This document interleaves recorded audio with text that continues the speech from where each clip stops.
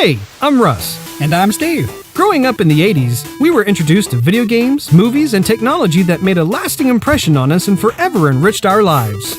I think I'm gonna cry. It's been a fascinating journey to be a part of, one that we constantly treasure. Higher, booty. Our goal is simple: share our magical moments of discovery and geek out with lovely folks, just like you. Achievement unlocked. So if you crave pixel goodness, memorable moments, and experiences that make your inner child do the happy dance, you've come to the right place. Let's do this. Welcome to Joygasm.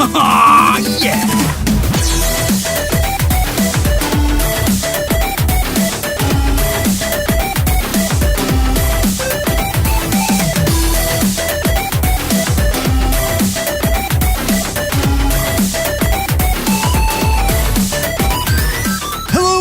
And welcome back to Joygasm, where we talk about video games, movies, and pop culture. My name is Russ, Xbox Live Toaster 360, and joining me is my beastly brother Steve, Xbox Live Stevavitch, as we kick off episode 33 on this August 12th, 2017. If you have any questions, comments, or just want to show us some love, you can find us on Twitter at JoygasmTV and Facebook.com/JoygasmTV. You can also listen to us on SoundCloud at SoundCloud.com/JoygasmTV or search Joygasm TV on YouTube. And no matter which platform you use to consume the show, please drop us a subscription, thumbs up, or a review. It helps us build awareness, which we appreciate very much. We have a totally tubular show for you today. In video game news, we cover the Nintendo getting sued, Friday the 13th plan to remove team killing, upcoming change for the Xbox achievement system, Starcraft 2 being used for AI research, and, of course, some Overwatch and Gamescom thrown in for good measure. Movie news includes Wonder Woman, Aquaman, Netflix, Avengers 4, and a new, perhaps, season of Hannibal. Our topic of the day is microtransactions, but before we get into all of that, Steve, how the heck are you? Well, Russ, it's another day and I'm breathing. So that's breathing's good. Breathing's a great thing. It's productive. Indeed. Keeps the heart pumping. Keeps you kicking. Well, kicking, yeah. Walking. Kicking and screaming. Punching. How are you? I'm good. It's the weekend. I love weekends. Weekends are I hate weekends. Fantastic. Weekends suck. I wake up, I go, I have to get ready for work. No, I don't. I can stay in my boxers. There was times where I was just working probably 6 days a week, and I would wake up going, I gotta go to work. I gotta throw the covers up. Oh, I'm an hour late. I gotta get fired. Oh, frick. And then it would just like, I'm halfway out the door, and it just dawned on me. It's your day off. It's the weekend. I think there were actual times where I was in the car, I was blasting to my job when it finally set in that, oh, I have the day off. Tires smoking. Yeah. Wait a minute. I'm so going to get fired this time. Yeah, I'll put the car back in the garage. I'm just making sure it still ran. Yeah. Sorry, neighbors. You like that smell? Yeah. Well, have you been playing anything new, or have you been loyal to the current games of choice? Loyal to the current games of choice, Russ. My loot boxes are up to 77. So when are you going to open those? I believe, I think what I'm going to do, because the summer games are over, I think, on the 29th. Mm-hmm. And I think I'm going to wait till the 28th, perhaps. Either the 28th or the 29th, and just open them all. Why? Why not? Well, because they're all timestamped, so I don't think they're going to make any difference to whether or not you get summer gear. Either way, that's what I'm going to do. Okay. And then, maybe or I'll wait till I get 100 of them. Whichever comes first. Okay. Which probably be 100 to be honest, because I get about either one a night, and or either from 1 to 3 a night. What level are you currently? 229, I think. Impressive. Not bad. Not too bad. I have yet to break the 200 mark. I think I'm, 194? Somewhere around there? I'll have to look. But it's going to be a fun day of reckoning when I hit that 200. Because you have the 2 stars underneath your profile headshot, right? Yeah. Yeah. I cannot believe when I'm playing that game, and sometimes you'll see someone with the silver framing around the portrait. I'm thinking, That's how many lot of time. hours did you play? Yeah.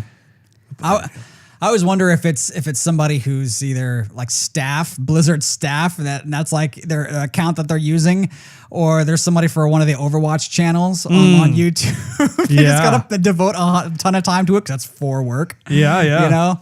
And I've seen people who are silver and they're at level 500 and something. Like they're about to get the gold portrait. Well, and there may be folks that we don't even know who do already have the gold portrait. It's just that we're too low on the totem pole to see that. Yeah. But I could totally see someone who's already in the gold area for sure. Well, I've been doing some work on the Joygasm site as per usual. I have some fun news with the YouTube channel. However, we're getting more and more subscribers, so that is encouraging. It's good. Indeed. I think as of this recording, we are about halfway to our goal. Like our humble goal is to get 100 subscribers on YouTube. So that way we can get our custom URL, which we sound like a broken record about for each one of these episodes. But you know what? We're shameless that way. We need support.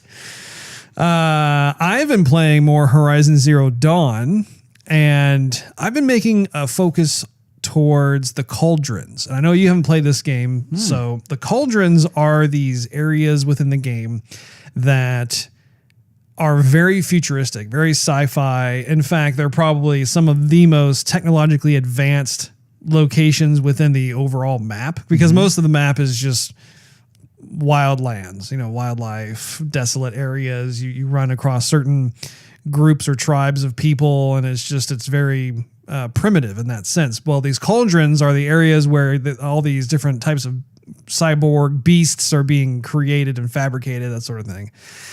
And so each one has some sort of boss. It's basically like a boss battle, but it's funny because it's more of an optional boss battle. It's not part of the main story. And so I was actually talking to a buddy of mine who beat it already. He beat it a while ago. He didn't even know the cauldrons existed. Nice. And so I was showing him on YouTube. He's like, oh my gosh, I got to go back through and play this game. I didn't know those things were even there. So I got to Cauldron Zeta, I believe it was. And there's this huge, it's like the biggest creature I've seen yet in the game. And it's called a Thunderjaw. The thing is just, this game is so awesome. They did such a good job with this game. You really do need to sit down and give it a shot, because I think that you would appreciate quite a bit of it. But the Thunderjaw is kind of like the size of a T-Rex, but it's like one of the robots in the game that actually was designed from the ground up to be more military-esque. So all of the weaponry on this thing is just tremendous. I died several times just him doing something that just once it got focused on me, I was just nothing. Yeah. I just totally got vaporized. Well, what we'll do is I'll borrow your PlayStation and start playing Horizon Zero Dawn. Then I'll let you catch up to me on Overwatch. Yeah, there you go. That's an idea. So it was definitely satisfying to be able to beat the Thunderjaw. And actually every one I've gone to, I think I've unlocked at least 3 of the cauldrons. I think there are 5 total. So I think there are maybe I've unlocked 3 or 4. Anyway, they're part of the game that I just really just get all giddy about. And every time I spot one on the map, I'm like, ooh, I'm going there. Yeah. And they're always like a different type of challenge. So that was good. Still making my way through other parts of the map as well. And it's just fun because I actually have not played the main story in quite some time. I'm just having fun with the side quests or anything else that come my way. Another thing that I discovered too, I was coming across this fortress that had a lot of these different types of tribal folk who didn't take too kindly to me. And I will tell you, Steve, I walked right up to the front gate because I thought they were a friendly lot. And they arrowed me down. Normally you'd say gun down, but we don't have guns. We have arrows in this game.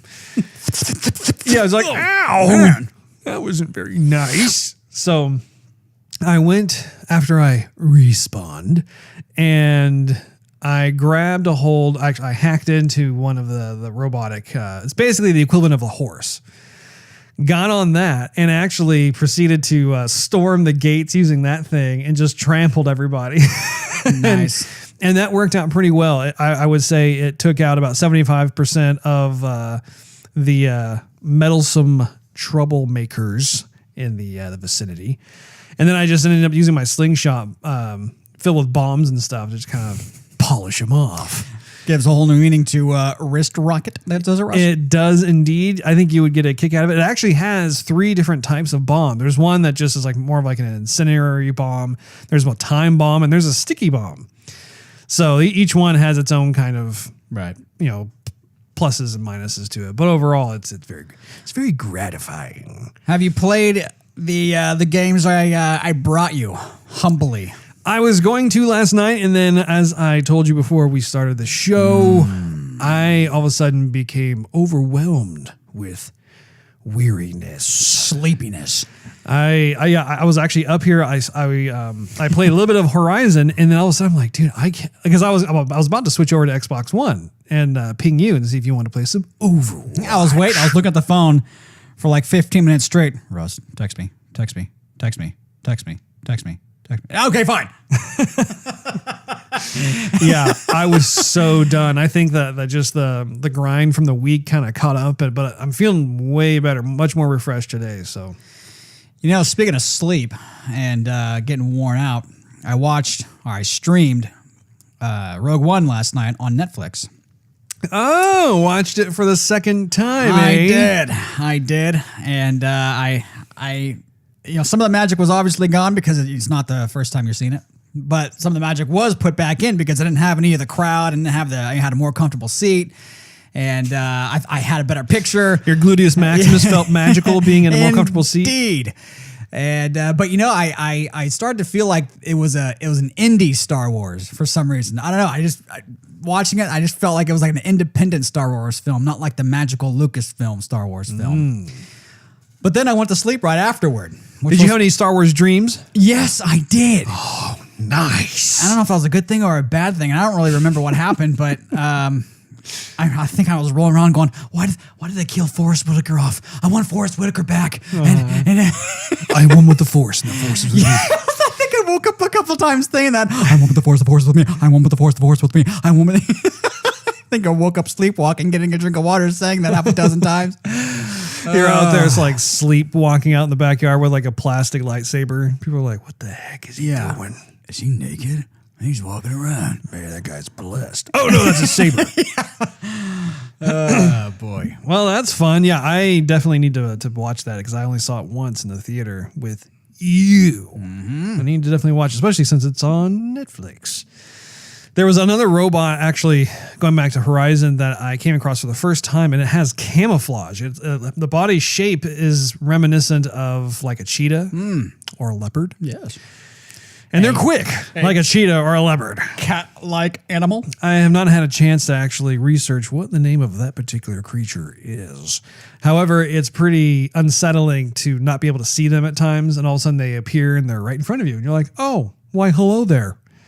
And they travel in packs. There's like 3 or 4 of them at a time. It's not very fun. But I will survive. Sounds like the machines are figuring out what you don't like and making more of them. Indeed.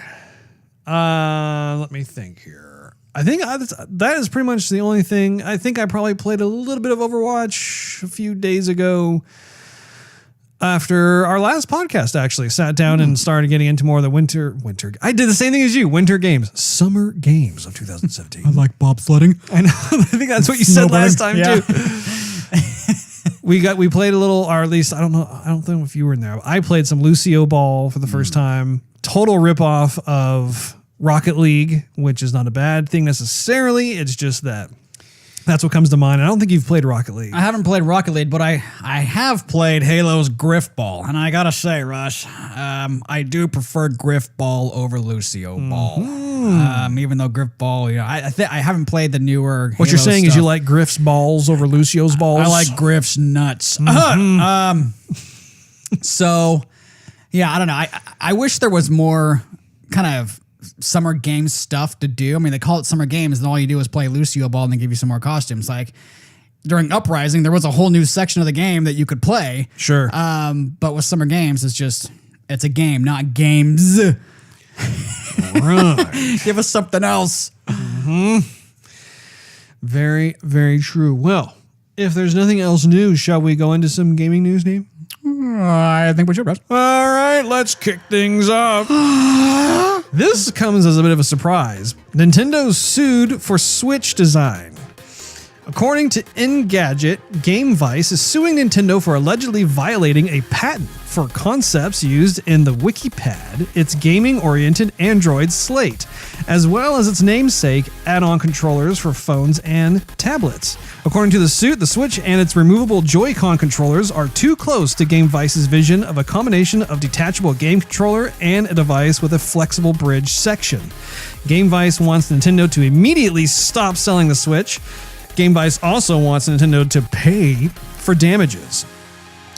This is something that I feel compelled to just share the story just because it's kind of eye-rolling in the sense that no one has really ever heard of GameVice or their WikiPad. I think personally it's more of a publicity stunt by GameVice in order to try and build more awareness around their system because I never heard of it. You never heard of it. I don't think hardly anyone's ever heard of this thing. Any press is good press, I guess. Well, and I don't think that they're going to win this lawsuit. I think they're going to hold on to it up until the point where they would have to move forward with the case and then just drop it. And then at that point, it's been free press this entire time to try and get people to look at their product. So you do what you do, Nintendo.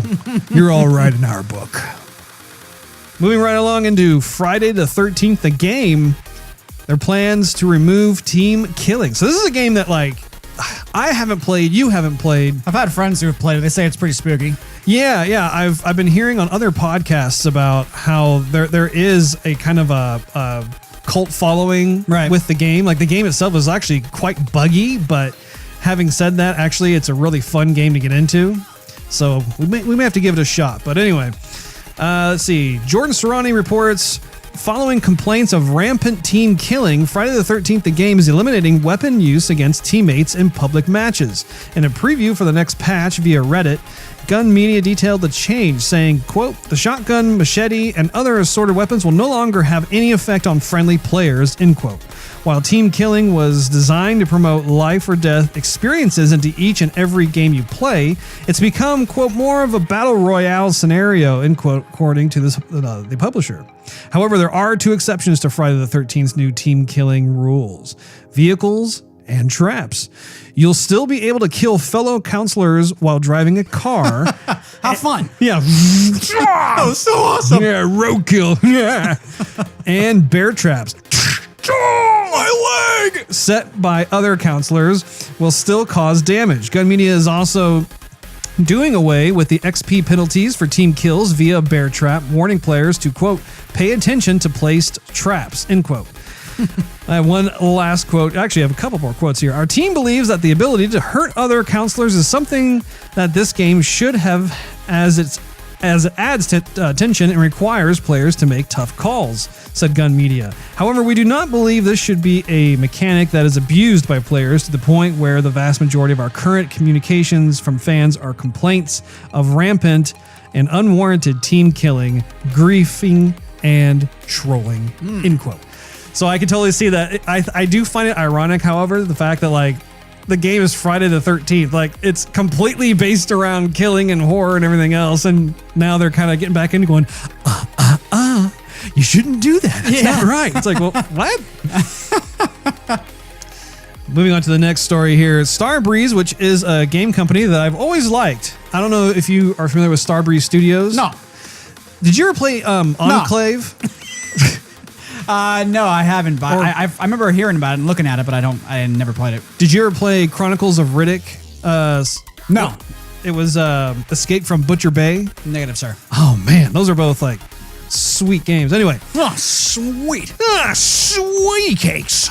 Luke Riley reports that Starbreeze and developer Lion Game have confirmed 4-player co-op shooter Raid World War II, and it will be available on PC from September 26th. It will be released in store and online for Xbox One and PS4 in October. That's kind of a hard name to say. Raid World War II is a co-op first-person shooter that will see players battle and rob their way through occupied Europe. It sounds a lot like a period version of Payday, but the game's pedigree makes this no surprise. Lion Game Line, based in Zagreb, Croatia, has been building DLC for Starbreeze and Overkill Software's extremely successful Payday 2 for some time. Also, Raid World War II game director Lidia Petrusic was the co-founder of Overkill Software and lead level designer for Payday, The Heist, and Payday 2.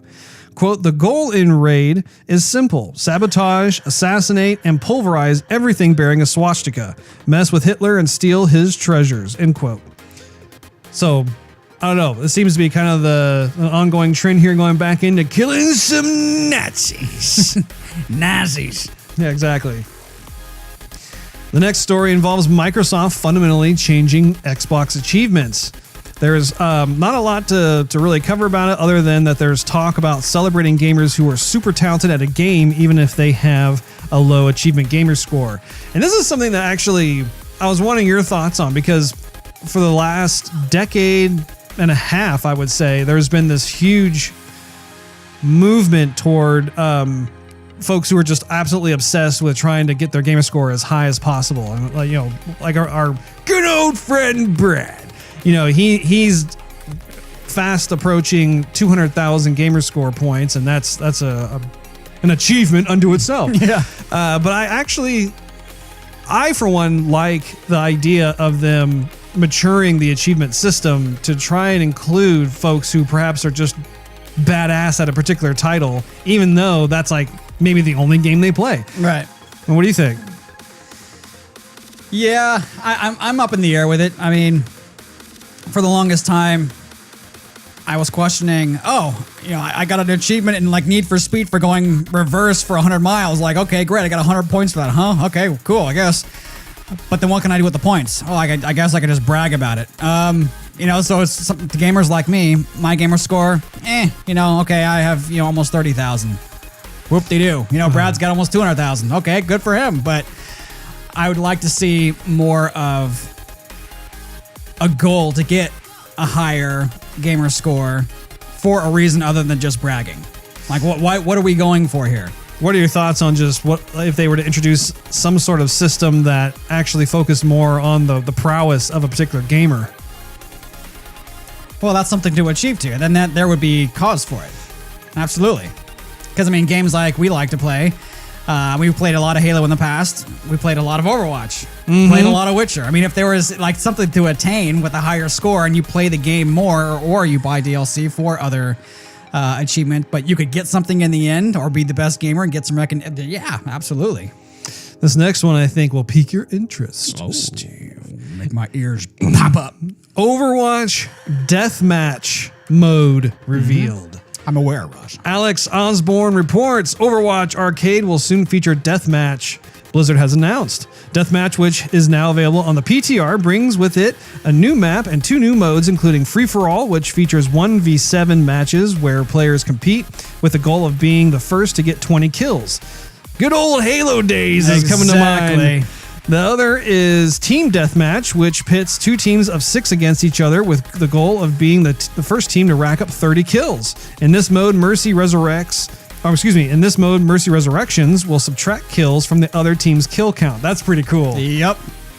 While several of Overwatch's existing maps have been modified for Deathmatch, Blizzard is also adding a new map called Chateau Gilliard that is designed specifically for 2 aforementioned new modes. Additionally, Deathmatch features a new scoreboard to keep track of your kills.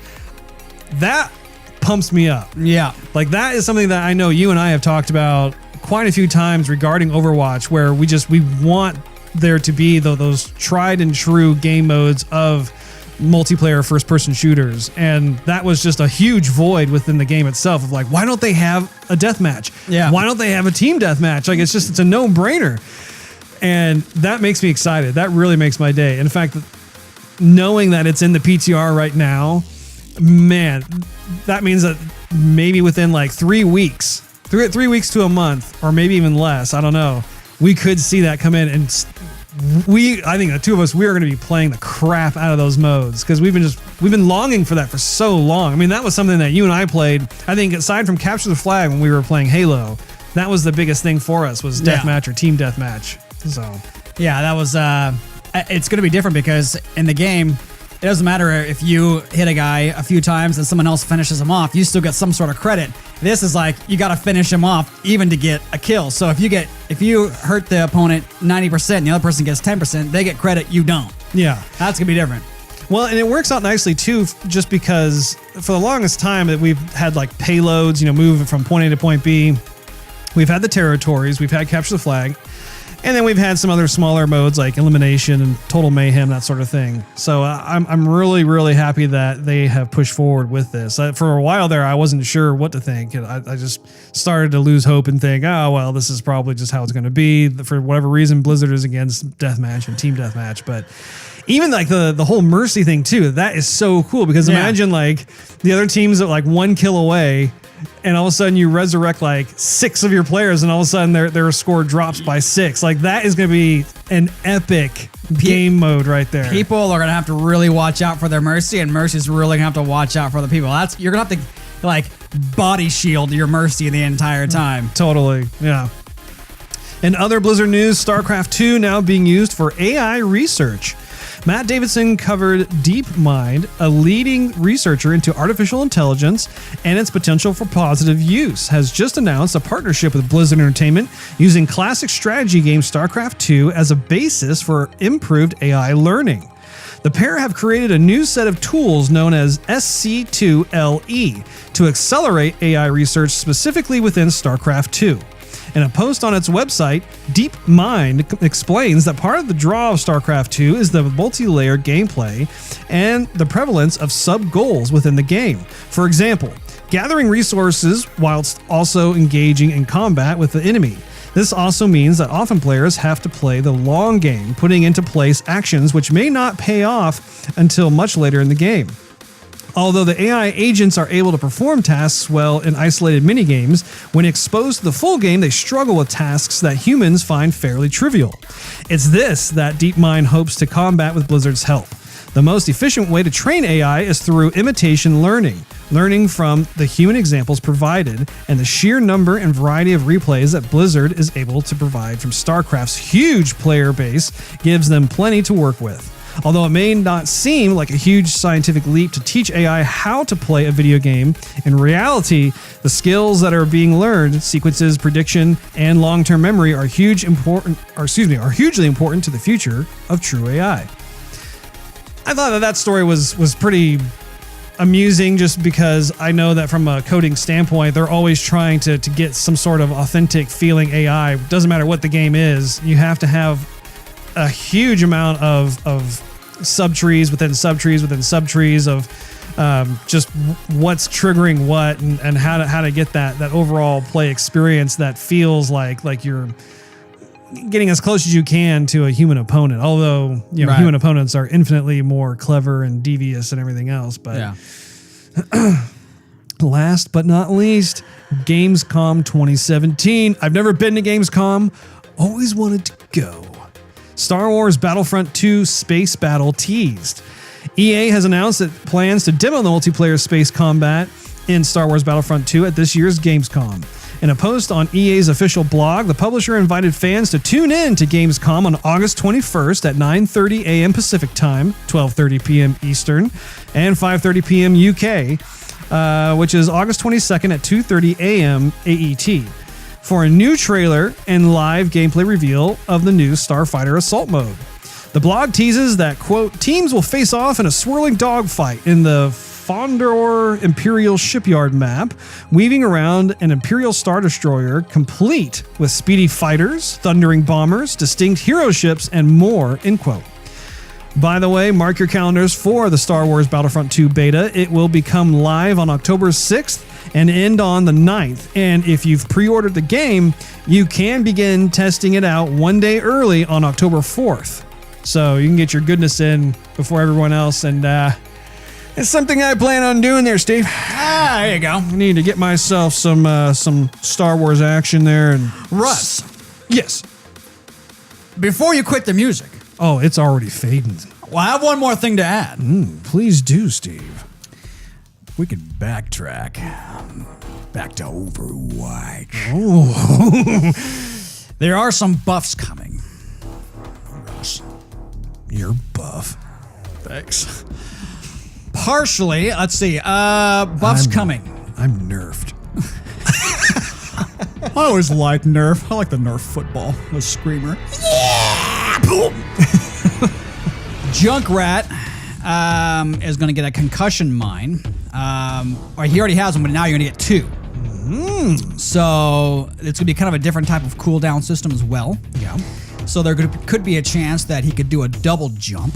So now he steps on his old C4 mine and he goes and he launches. He can get to some other areas. Sure. He's going to have 2 of those, which is gonna quite a bit of a bump for him because if he throws it at somebody and then like blows it up. So it's the same mine. He's just getting 2 of them? 2 of them, yeah.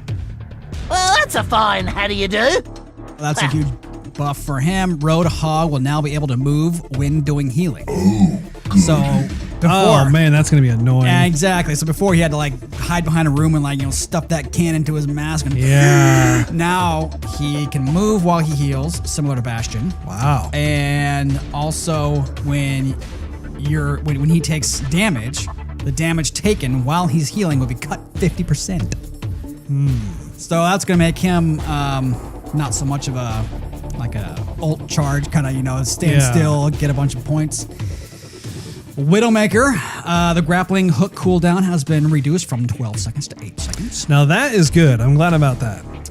And the Venom Mine will now make the target that hits it visible. The target that hits it. So, her Venom Mine that goes off. Oh, so they'll see like the red silhouette. Yeah, but just her. So if you're Widowmaker, that's cool. I like that. Yeah, exactly. It's kind of a sombre-ish in a Okay.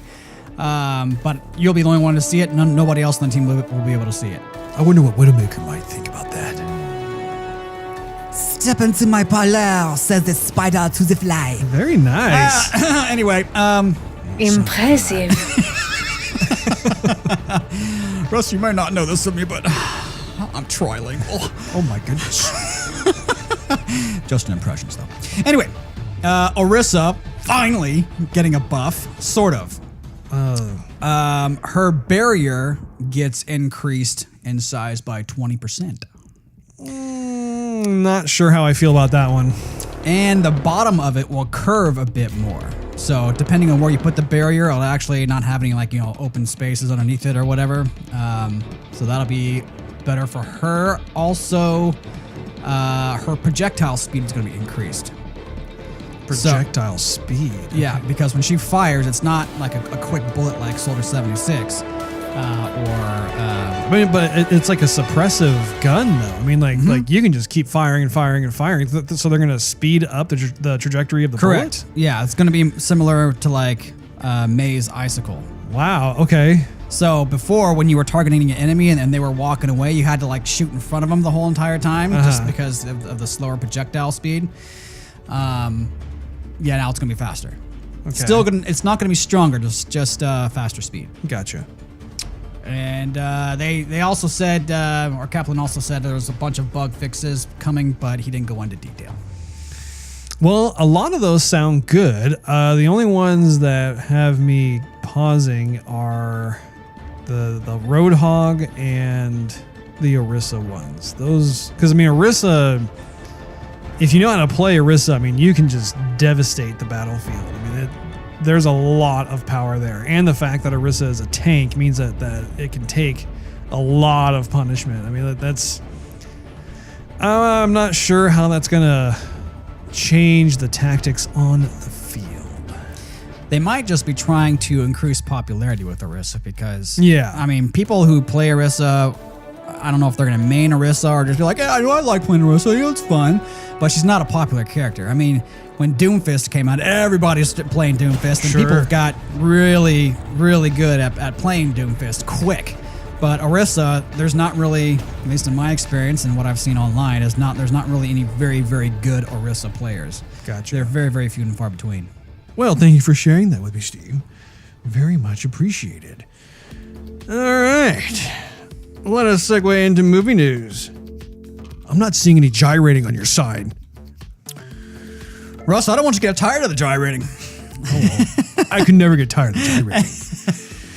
Netflix. As you well know, the last episode we had our topic of the day talk about digital content gatekeepers versus the consumers. larger revolving around the big story about how Disney was pulling out from Netflix. Well, the story just got a little more interesting, Steve. Netflix is in talks with Disney to keep Marvel Star Wars films.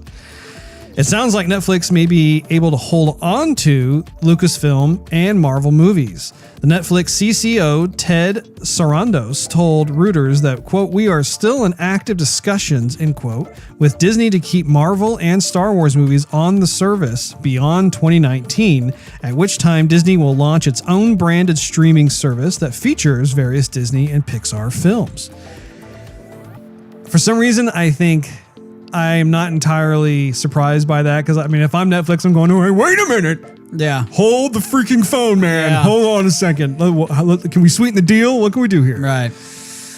Avengers 4 production commences, beginning the end.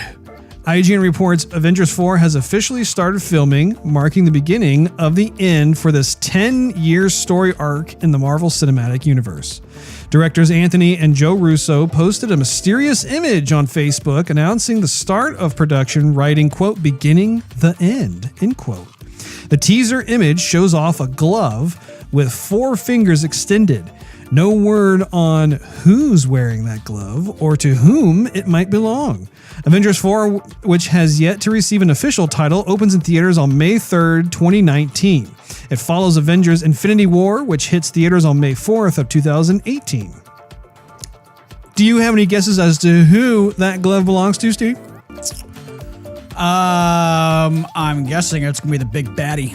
Thanos? Mm-hmm. Well, Thanos, it could be. Although, Thanos will be in the first of Infinity War movie too. So, unfortunately, there are a lot. Maybe it's Hawkeye. Maybe he's finally getting like an official uniform with this purple color. Yeah. Somehow, I doubt that though. For all of you Hannibal fans out there, there are talks for season 4. Brian Fuller tweeted, quote, "Conversations couldn't start until 2 years after the final airing of season 3.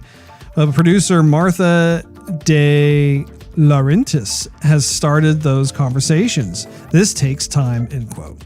Fuller said in June of 2016, "That's when we would have to see what the rights are for the character and for the story and see who's interested and how we get it done," end quote. So I know that Hannibal, the TV series, has been very popular. There have been a lot of folks who've been eating that up. So good news possibly for them. Steve, you know how Wonder Woman's become kind of a staple here at Joygasm? Mm-hmm.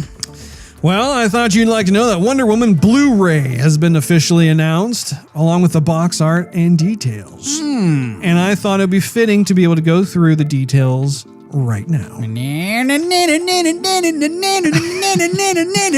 Warner Brothers Home Entertainment has announced Wonder Woman will be released on Blu-ray September 19th and available digitally starting on August 29th. Oh, it's coming up pretty quick, Russ. I know, it's like 2 weeks from now. The film will be available on Ultra HD Blu-ray for $44.95 USD. That's 4K. Blu-ray 3D combo pack for $44.95 USD. Blu-ray combo pack for $35.99 USD and DVD for $28.98 USD. The Blu-ray versions include a new bonus scene that wasn't shown in theaters. The Ultra HD Blu-ray release includes the theatrical version in 4K with HDR. Do you know what HDR stands for, Steve? High definition recording? No. High dynamic range. Oh, that's right. I knew that. Let's see, as well as standard Blu-ray disc with a theatrical version. Additionally, all 3 Blu-ray releases include a digital version of the movie with ultraviolet as well as host of the special features. And Steve, would you like to know what those special features are? No. Well, I'm going to tell you anyway. Let's see, we have Epilogue, Etta's mission. Etta Candy gets the boys back together for a secret mission that could impact humanity's future. Crafting the Wonder, Wonder Woman finally comes to life in her first breathtaking solo film, explore the journey to create an adventure worthy of DC's greatest warrior. And within that, you have a director's vision, Themyscira, The Hidden Island, a director's vision, Beach Battle, a director's vision, A Photograph Through Time, a director's vision, Diana in the Modern World, a director's vision, Wonder Woman at War. Join director Patty Jenkins as she takes you, Steve, you personally, on an exclusive journey through Wonder Woman's most pivotal and exciting moments. Thanks, Miss Jenkins. That might be Mrs. Jenkins, you never know. Warriors of Wonder Woman witness the creation of the Amazon army as the Woman of Wonder Woman. Let's see. Transform emotionally and physically into the world's most powerful and heroic warriors. That sounds like what her diet and workout schedule is like. The Trinity, filmmakers and comic book creators explore the legend of Wonder Woman and how she stands shoulder to shoulder with Superman and Batman to create the pillars of the DC universe. The wonder behind the camera. Meet the woman behind the wonder as they welcome a group of aspiring filmmakers on set for an exclusive once-in-a-lifetime experience. Finding the Wonder Woman within. Feel the power of Wonder Woman as award-winning poets and inspiring public figures reveal the impact and importance of DC's greatest heroine. Extended scenes, blooper reel, so on and so forth, that sort of thing. But that looks like there's going to be a ton of bonus features and behind the scenes goodness that I know you and I will just totally dig. So I'm looking for that deleted scene in Star Wars towards the end, Rogue One, where that TIE fighter goes right up there. I've been looking forward to seeing that. When that one, I have to pick that up at some point. But even when I was watching it on Netflix last night, I didn't see it. So I think just about everyone I've talked to about Rogue One has brought up that scene because everybody thought that was such a powerful visual in the trailers where you have, what was the main character's name? I was going to say Rey. It's not Rey. No, it's like Jin or something like that. Jin, yeah. She's running down that catwalk and all of a sudden this TIE fighter raises up and staring her down. And it was one of the many scenes in the film that just were omitted. You're like, what happened to that? Yeah, and when we saw it at IMAX too, and I'm thinking that this is perfect for that scene. Where is it? Okay, it's not there. Yeah. Oh man, come on. Nuts. Last but not least in movie news, Aquaman director James Wan on the DC film's watery, complicated shoot. Jordan Serrani reports that Aquaman director James Wan says that the upcoming DC film's underwater setting has made for a, quote, very technically complicated shoot, end quote. Wan spoke about the difficulties of filming Aquaman with The Hollywood Reporter, saying both the water and dry for wet sequences are very complex. He listed things like CG with the hair and how their clothing moves, how are they floating, what kind of rig we put them on, as some of those challenges. Adding to the difficulty is Wan's desire to make minimal use of CGI, opting to shoot with actors as often as possible, which he says makes filming very difficult and time-sucking and time-challenging. Despite the various challenges, Wan hopes his efforts will, quote, pay off in spades once the movie is completed. The Furious 7. Did you know that he was the Furious 7 director? Did not. Well, now you do! Furious 7 director also commented on the performance of Dolph Lundgren, who joined the cast in April as King Nereus. Quote, he's a really strong actor, said Wan. He's taking it very seriously on this film. Aquaman, which takes place after the events of this year's Justice League movie, is scheduled to hit theaters on December 21st of 2018. And that is your movie news. Thank you, Russ. I thought that there was a good amount of story goodness in there, Steve. Some juicy morsels. Yeah. What was considered your favorite story out of all of them, huh? Yeah, that's what I thought. I like the Wonder Woman story myself. That's a good one to kind of marinate on. That's right. Well, Steve, as per usual, it is time for none other than the topic of the day. Oh my goodness. This is what I think of when I taste your salmon marinated.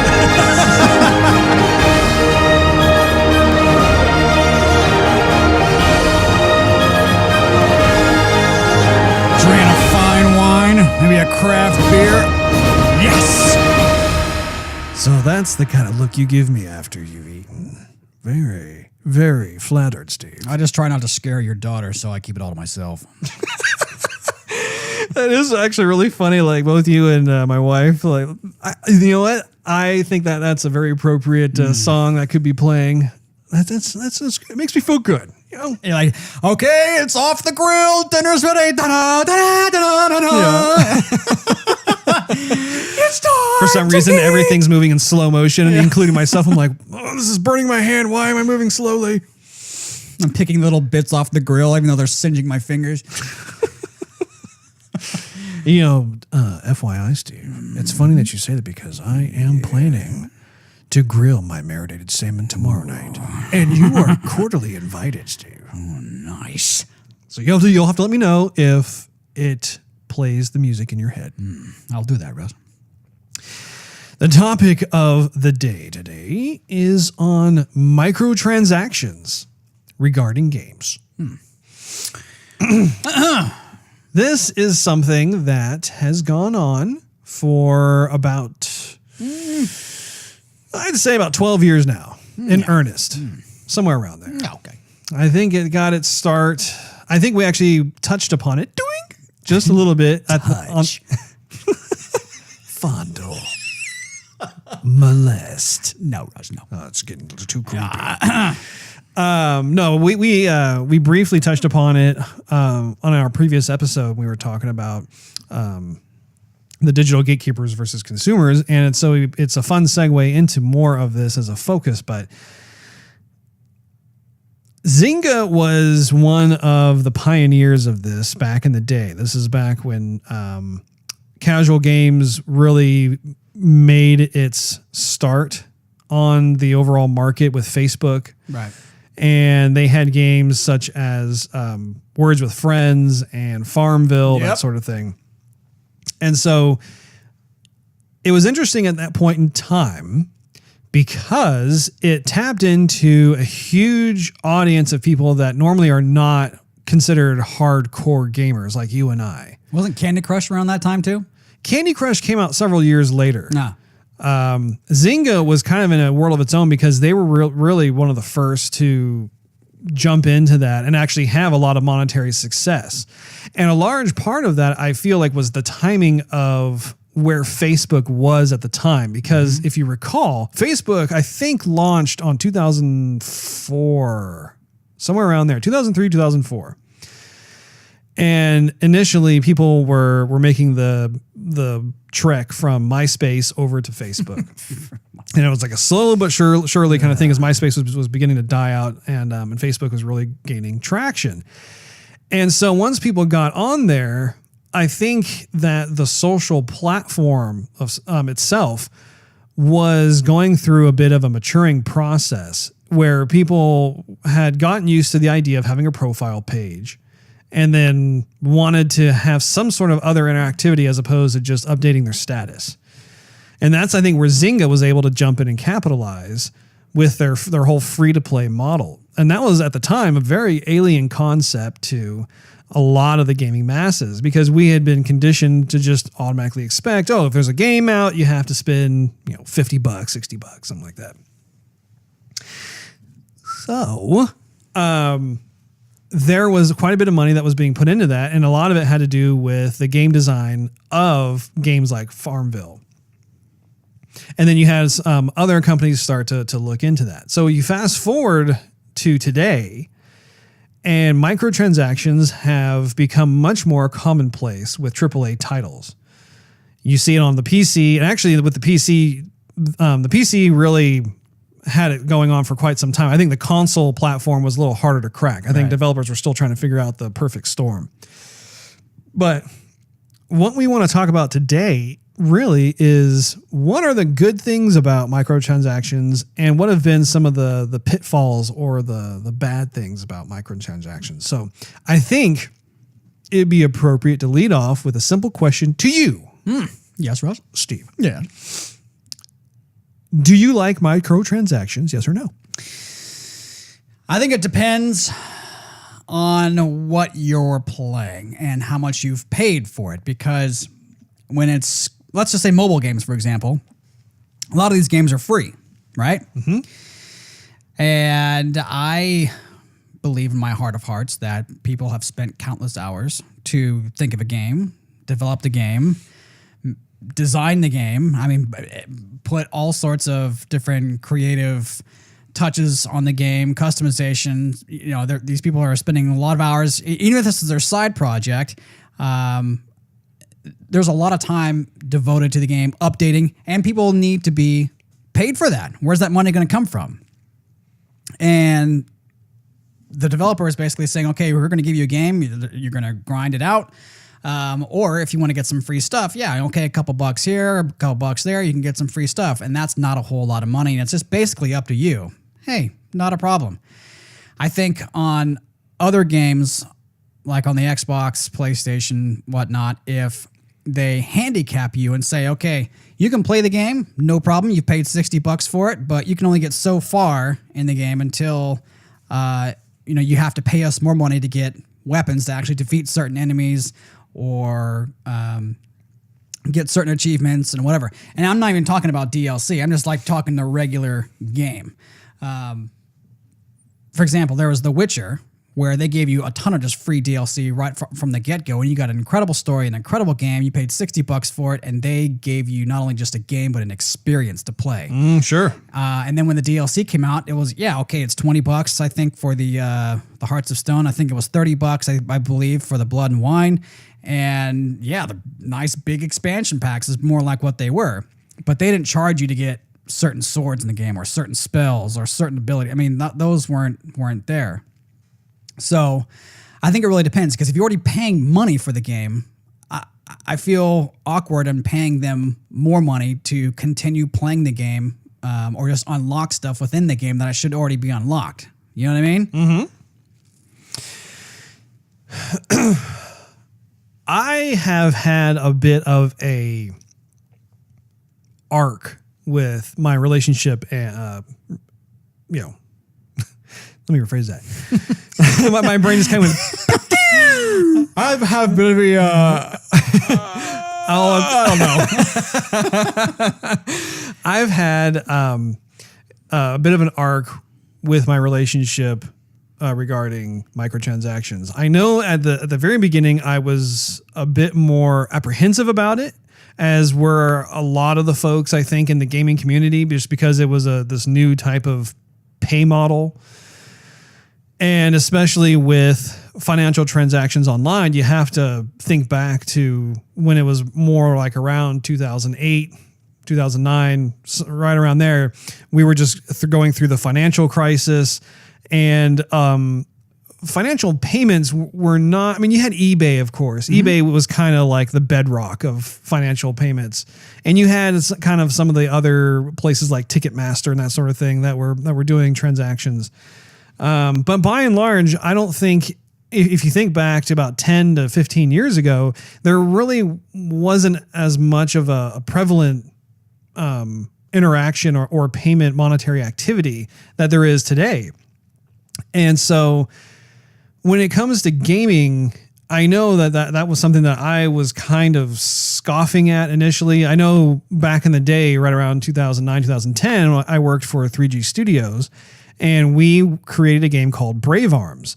And this was a game that was completely embedded into Facebook's platform. It was a 3D first-person shooter. It was actually one of the very first ones. I think there was maybe only one other one that was out there. But we also made the game free to play with the idea that we would create a ton of content for the game, and people could customize their character. They could buy and have fun with different types of emotes and that sort of thing.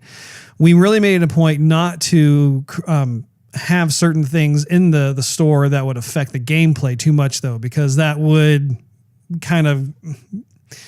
it would dissuade gamers from wanting to play, because then it comes more of a kind of a weapons race in that sense, right? Where like, I'm going to spend $50 and now I got the ultimate weapon in the game. The other people don't, so they have hardly a chance. We wanted to steer clear of that. So it was interesting to actually be on the other side of the fence, so to speak, with that, and just be able to see just how people responded to it. I think that there are other games, however, that you could tell, like it's gone through this maturing process, the whole notion of microtransactions, especially with the console. What, you sound like you were laughing there. Were you thinking of something? keep your thought. I was just thinking when I was on Facebook the other day, I was kind of going through some maintenance and getting rid of some stuff and some people that I don't follow anymore. And then Brave Arms came up. I'm like, oh yeah, Brave Arms. Well, dislike because you're not there anymore. You're not working on it. I guess I'll get rid of that one. I don't even know if it's still live or that they took it down. I don't know. It came up in my feed. I'm like, I'm not going to follow you anymore. Yeah, that's funny. But yeah, I mean, that was a bit of a timing thing with regards to microtransactions. Now, today's world, I feel like there are certain developers who have done a really good job with microtransactions. For instance, you mentioned Witcher. I think Witcher was a great example. I also think Overwatch is a great example. Overwatch is an example of a game where you do have to pay. Overwatch. Thank you for that. You spend $60 up front and you get the game. I was a little concerned that there was not a single player campaign. And this is something that we've talked about in the past, but if I pay $60, I want a full gaming experience. And traditionally speaking, that's always included a single player campaign along with a multiplayer component. So looking at what the game is, Blizzard and their game designer magicians were able to come up with a game that is just so incredibly fun to play. And the type of microtransactions they do, which largely center around their loot boxes, they've done a really nice job in the sense where like I've spent hundreds of dollars on those loot boxes. I spent zero. Yeah. And you have almost 100 of them to open. Yeah, no, I have always been in love with the character designs of Overwatch. I love so many of their emotes. The personality is just oozing through that game. And the skins are for the most part, just super cool. And I find myself just being impatient. I'm like, I want that skin. I want to know. I want to be able to stare at it and love it. And call it George. I'm more patient than you are, Russ. Yeah. But I have no regrets about that. I have had a lot of fun making those purchases. And honestly, coming from the games industry, if I identify a specific product that is AAA quality that I really have a lot of enjoyment in, then I want to be able to support it in a monetary capacity, especially if it's in a way that doesn't cheapen the game experience or cause there to be some sort of weird breaking of the game design. Without hesitation either. Oh yeah. I mean, when the Witcher expansion packs came out, I was like, okay, what's the price? I'm getting it. Yeah. Because they gave us so much in the beginning that, I'll pay you more money. I mean, give me more of this. Well, and I think that with Overwatch too, they've struck this perfect balance of they'll release a brand new character free of charge. They're not charging you for any of those new characters. And we've had, what is it? Doomfist. We've had Sombra. I think Diva was a new one too. Like by the time we started playing it, no. By the time we started playing it, she was already available. But I believe she was a new character to the roster. Anna. Anna was a new one. Was Anna a new one? Anna a new one. So that's 4. Orisa, that's 5. I'm not sure if there are any more, but just going off that. Well, then there are going to be more coming out later on. Sure. But just looking at that, like having 5 characters. Now, what's interesting is if I were to compare that to, say, Injustice 2. Injustice 2 is a $60 game. They have different versions of the game bundle. They have like the premium pack and they have the ultimate. I ended up buying the ultimate pack because I'm a big DC fan. But what's interesting about that is that if you did not buy that, the only way to actually get the new characters is then you have microtransactions. So their dynamic is a little bit different as opposed to Overwatch, which they'll give you brand new maps and brand new characters free of charge. Literally, the only thing that you really have to spend microtransactions on are the loot boxes. That's it. That makes me a happy customer at the end of the day. At the end of all things, it's like, yeah, I dig that. Now, when I think of bad examples, one of my favorite games, Castlevania Lords of Shadow, there was a part to it. There was an extension to the story called Resurrection. And you needed that part of the story to understand what the full story was about that leaded into the sequel. I think that's bad because at that point you are interfering with just what the overall canon is regarding any given game. You need to have that emotional tie to the character. And this is something that I think you and I see eye to eye on is that, you take a game like Halo, for instance, the big component, the linchpin that caused everyone to just fall in love with that game was the story, like the single player story campaign of finding out who Master Chief is, what his relationship is to Cortana, who this alien species known as the Covenant are, as well as the Flood. I mean, you had this very rich backstory that you got to play over and over again, play 4-player co-op, and that pushed through. Of course, you have your game mechanics and that sort of thing, which also they go a long way too. I'm not discounting those by any stretch of the imagination. However, just saying that that is a very big deal. So to have a game like Castlevania, where once again it's that game doesn't even have a multiplayer mode. It's just a single player game. The story is one of the pillars of the game. To omit a important section that go, oh no, you have to pay us a little extra money in order to find out just more of just, what the relationship is of this character and on his journey and everything else. I think that's a bad example. Yeah. In terms of downright ugly, EA Games is one of the culprits of this. EA Games has always been a very aggressive company. They've been a company that has they've always had their eye on the monetary value of any given thing, and it goes to show because they've grown as a company by leaps and bounds. I mean, they are this absolute juggernaut of a publisher in today's world. But if I think back to like certain games that they have released that had microtransactions, they did Scrabble on Facebook, which was kind of like their competitive product to Words with Friends. They completely destroyed that game experience because of the sheer amount of advertisements and microtransaction pushing that they were doing.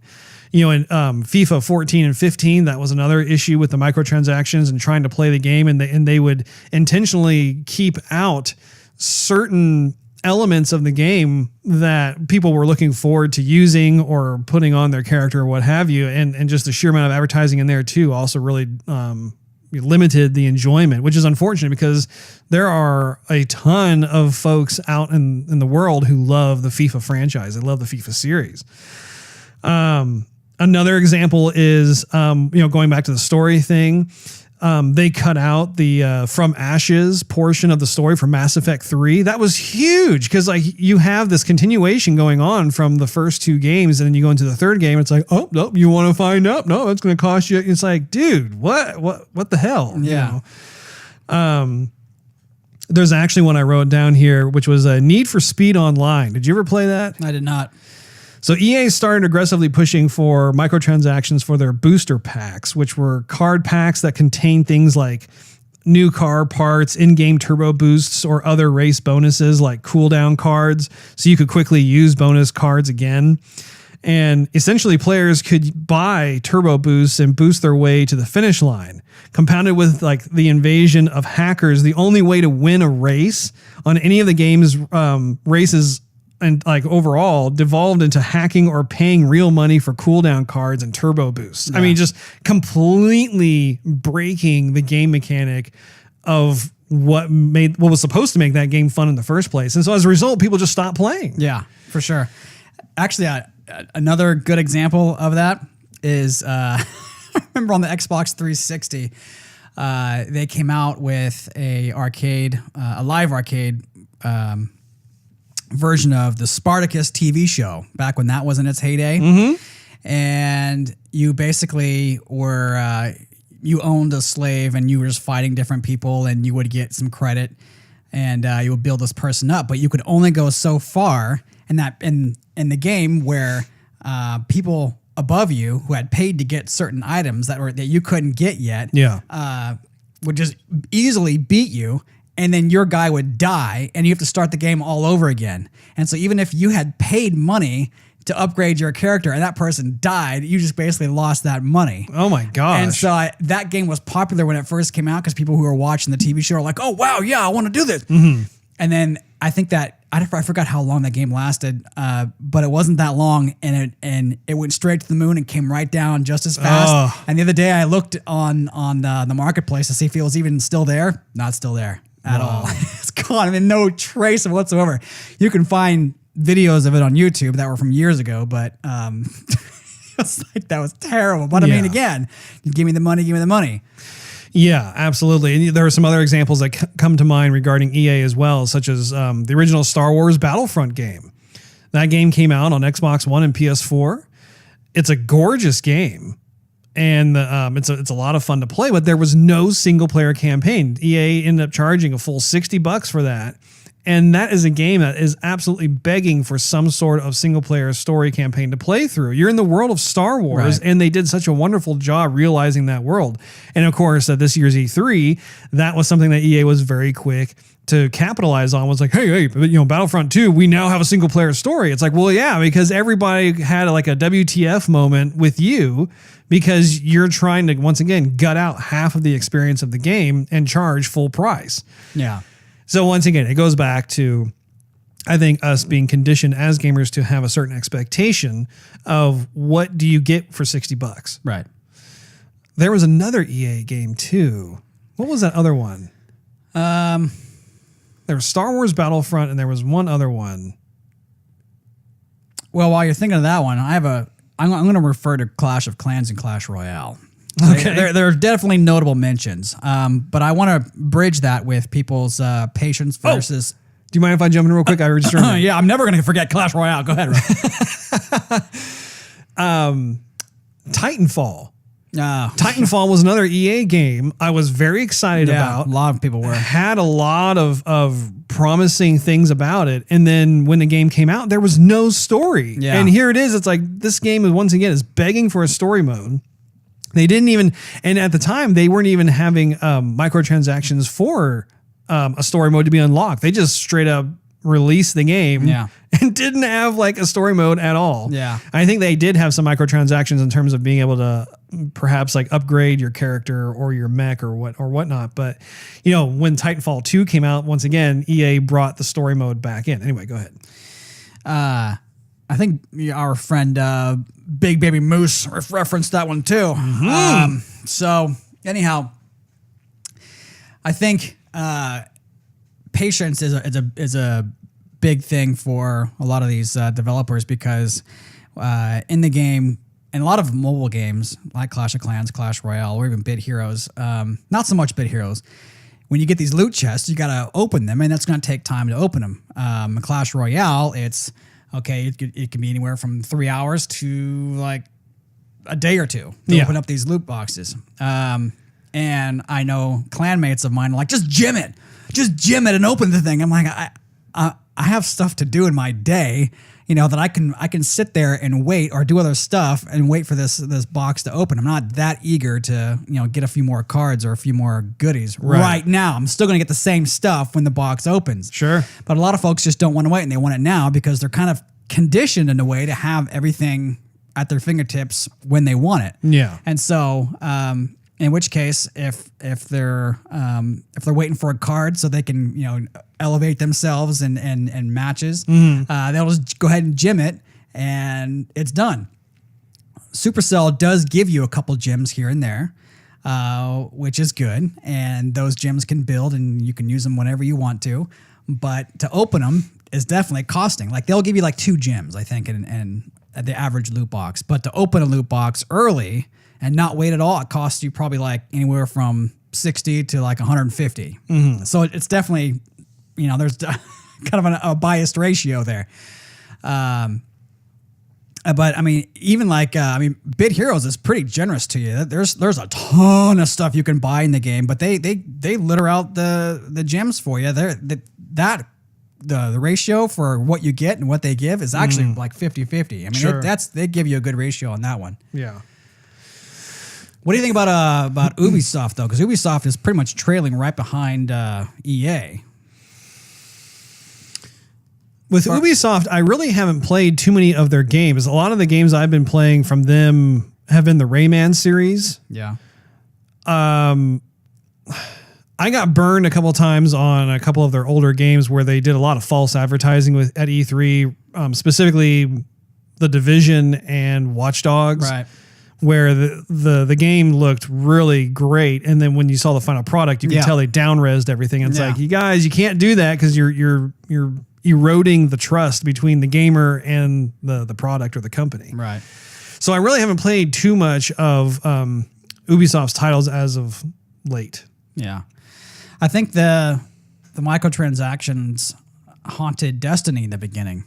And that, and again, I haven't played Destiny 1, so I can't confirm this, but I've read tons of reviews for it online, and a common theme is that the microtransactions left a bitter taste in people's mouths when they played the game, because they paid $60 to get the game, and then you can't you get to a certain spot in the game, or you can't continue the game, or you can't beat any of the baddies in the game unless you pay us more money. Yeah, see, that's not right. So I think Destiny developed it themselves. Bungie then corrected it, and that's why Destiny has held on to its large audience for the longest time. But I mean, hopefully Destiny 2 will bring back some of the old users. But even then, looking at the reviews online, even though Destiny 2 is not out yet, people still have that taste in the back of their mouth. And I've seen people even just review it online, the beta, going, "Oh yeah, well, Destiny, here's just another game you're gonna pay $60 for, and then they're gonna charge you for everything that they can think of." So it ain't a feeling that's going away. Yeah. I find it interesting that microtransactions largely got their start on the mobile platform. Yeah. I mean, you had some of it a little bit here and there on the PC, of course, like we were talking about earlier with regards to Farmville. Pretty much any Zynga product had more of the microtransaction thing. And I think that to a certain extent too, Blizzard has been doing that for quite some time with like their World of Warcraft and some of their other games, especially considering how a lot of those types of games fetched a nice price on eBay. If you think about, like, there were certain characters that people were grinding on forever and a day for like World of Warcraft, once again, as an example, or Diablo, or you had some sort of legendary weapon or piece of armor or something, and that fetched a high price at times. You could spend, there were, well, not you, but there were people who could spend hundreds and sometimes even thousands of dollars. Oh, of course. On like a character, a digital asset. And I think that's what really opened the eyes to a lot of developers and publishers. Like, wow, these people are serious about our games. They are so committed to wanting to have the ultimate experience that they are willing to spend a lot of money, way more than what we initially charged for the game. So how do we bring that more into our wallets? How do we steer them to our billfold as a result of that? And I think that they've gotten more clever at it as the years have gone on. But it's interesting how the initial audience for that were the casual gamers. They were the folks who had an iPhone or a Droid, and sure, they would download a game for free, and if they liked it, then if they wanted to remove the ads, then they'd pay $1 or $2. Or if they wanted to have additional features added to the game, then they'd pay $3.99 or something like that. And eventually it's made its way onto the console. And I just find that fascinating, because I would have thought it'd been the opposite. Typically, the hardcore gamers are more of your guinea pigs. They are the ones who will let you know if something works or if it's jacked up, Yeah. So it's, I don't know. It's fun to look back, because it really hasn't been that long that microtransactions have existed. And I think that they've been trying to find just this perfect approach to how to make gamers happy, and also just make additional profit. And I think too, it's one of the great aspects to microtransactions is the fact that, like, let's talk about The Witcher once again. The Witcher. The Witcher is a game that is universally celebrated as just a tremendous achievement in the action RPG genre. And it's a game that you just don't want it to end. Like, the more time you put into it, it's just a fantastic storyline. You love Geralt, the main character, as well as all the characters that he comes across. You love the world. There's just so much there. And as a result, when they decided to have these big DLC expansion packs that gave additional storylines and allowed you to visit other parts of the map that weren't traversable before, that was a huge thumbs up. That was a big +1 for everybody, because I for one really wanted to see more of this game. And so it's it helps to expand the longevity of a specific title as opposed to just, oh, I beat it and oh, that was good. Have some fond memories of it. On to the next game. It really does help to prolong the life cycle of a particular game. And it also, it's actually a cool opportunity for the game designers as well as the artists to be able to fine tune the game and add some things that perhaps they wanted to at the start and just ran out of time to do. Sure. And I know that happens a lot. Oh, absolutely. As someone who's worked in the industry, I can tell you straight up, there are so many great ideas that never see the light of day because you just simply run out of time or budget or both. And so that is a very cool thing about it. When it comes to like the games, like I said, like have come out recently, I think Blizzard really has it down. I think that as long as it doesn't interfere with the performance of how players can interact with each other in the game, I think it's fine. I actually do like microtransactions, especially for games I dig. Right. I think that if there are certain microtransactions that are specifically designed to get a leg up on the gameplay of the competition, I think that's bad. Yeah. You do not do that. You do not interfere with the skill level of your gamers because you'll just turn people away. Did you have any final thoughts on that, Steve? No, I definitely I agree with that last point. I think if developers reward you for taking the time, earning the money, spending your hard-earned money on their game, and they give you this treat, then you definitely want more of it, and you're going to spend more money to get more treats. Absolutely. But if they say, thanks for spending money on the game, but to continue playing the game after you spent money on the game, you have to give us more money to continue playing the game. I think that's where it's where the line's going to cross. Yeah. And I, for one, look for, like, if I were to stare into my gaming crystal ball here. I have a magic mirror. I thought it was a funny mirror from the funny house. Why am I all distorted? I think that it would be fantastic if you had more of a series-based setup. Like let's say, for instance, we'll use The Witcher as an example. Or, you know what? Let's use Cyberpunk, the upcoming game. Of course, I've never played Cyberpunk. I don't know what it's about, but I'm going to assume it's like another like action RPG style. I have. I'm from the future. Oh my goodness. I would love to see a game that is series based where, once again, you have to be really careful with this because you could abuse it very easily. But the idea being that you give a game a certain amount of longevity to it. And then while the player is playing through that game, you have the developer actually working on the quote unquote part 2, if you will. Like it could either be a full-fledged sequel or it could go on. It almost reminds me of kind of the old days of radio dramas, like before TV came out. Right, where stay tuned for next week as we find out who blah, blah, blah. Blah, blah, see? Yeah, the good old transatlantic accent, Make sure you don't do that, Jetson. You never catch me alive. But one of the things I always loved about that is the fact that, it kept you coming back for more because you had those cliffhangers, you had just quality entertainment, and that drew people to the radio all the time. And I think that from a gaming standpoint, if there was a specific genre that could support that was perhaps more story-based, or it didn't even have to necessarily be story-based, but just doing so that would ultimately result in having this very long engagement of a game. And that way it would almost do away with like having to wait like 2 to 3 years in between each game release or whatever. You just keep going within that game, making it much more of a rich experience. I think that would be worth looking into. Indeed, Russ. Well, that's about all the time we have for you today. Okay. It has been a pleasure on this side of the microphone to be able to chat with all of you lovely listeners. If you have any questions, comments, or just want to show us some love, you can find us on Twitter at Joygasm TV. We definitely want to hear from you. And if you want to be able to check out some of the little fun items that we talk about on the show, you should go to facebook.com/Joygasm TV. It's where we plop a lot of those articles up there for you to digest.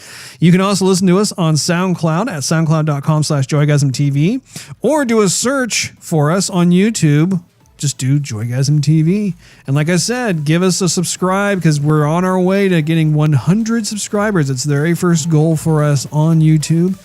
And then after that, the sky's the limit. So, yeah, let's do this. Happy gaming, guys. Peace out.